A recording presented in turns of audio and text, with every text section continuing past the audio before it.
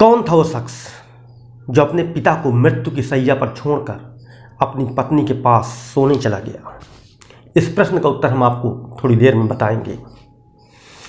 आखिर कौन था वो शख्स जिसे रात को डर लगता था, जो अंधेरे से डरता था? आखिर कौन था वो शख्स जो भूतों से डरता था? आखिर कौन था वो शख्स? क्या इस शख्स का भारतीय इतिहास में कोई नाम है? क्या उसकी कोई पहचान है? जानने के लिए बने रहिए हमारे साथ जुनून की क्लास में। हाँ, वही शख्स जिसे समाज से बेदखल कर दिया गया, वही शख्स जिसे लोगों ने डांटा फटकारा, वही शख्स जिसे धक्का दिया गया, वही शख्स जिसे गालियां दी गईं, वही शख्स जिसका घोर अपमान किया गया, वही शख्स। तो कौन था वह शख्स? भारत के इतिहास में इस शख्स का नाम बड़े आदर से लिया जाएगा, बल्कि विश्व के इतिहास में इस शख्स का नाम बड़े ही मान और सम्मान और आदर पूर्वक लिया जाएगा। आखिर इस शख्स ने ऐसा क्या किया था कि इनका नाम बड़े आदर से लिया जाता रहेगा? भारतीय इतिहास में और विश्व के इतिहास में इनका नाम हमेशा आदर से लिया जाएगा। आखिर इन्होंने ऐसा क्या किया था?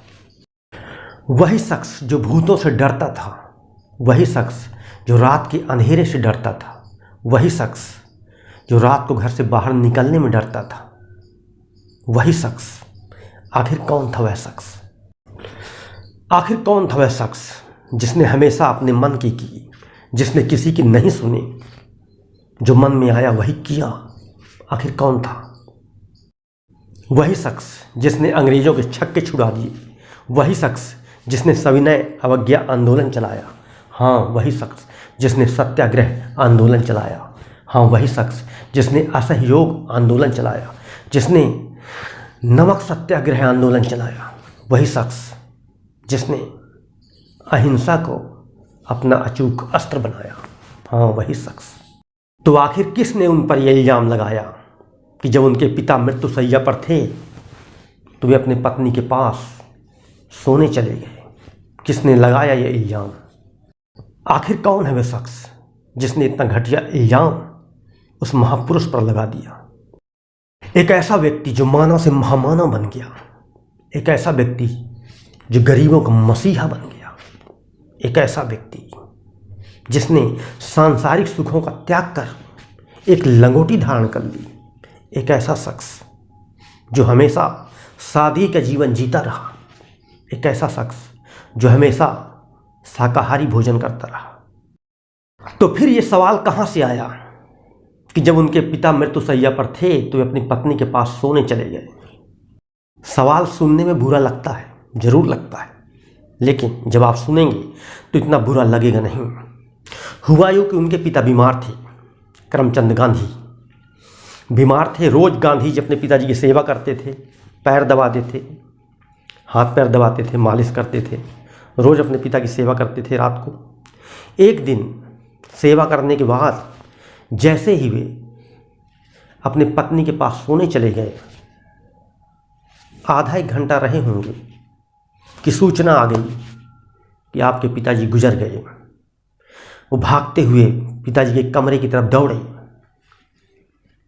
देखा तो पिताजी नहीं रहे और मन में सोचा कि काश यदि काम वासना ने मुझे नहीं सताया होता तो आज मेरे पिता ने मेरी बाहों में दम तोड़ा होता।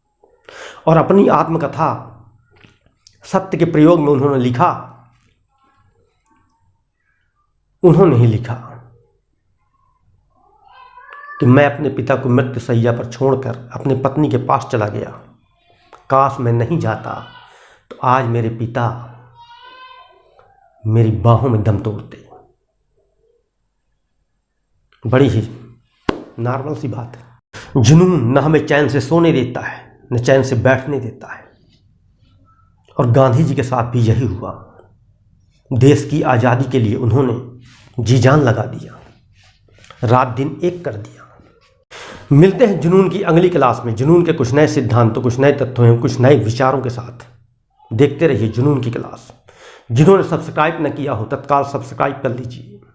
जुनून की क्लास में आज से कोई न कोई महापुरुष की जीवनी की चर्चा की जाएगी, इसलिए सब्सक्राइब कर लीजिए जुनून की क्लास।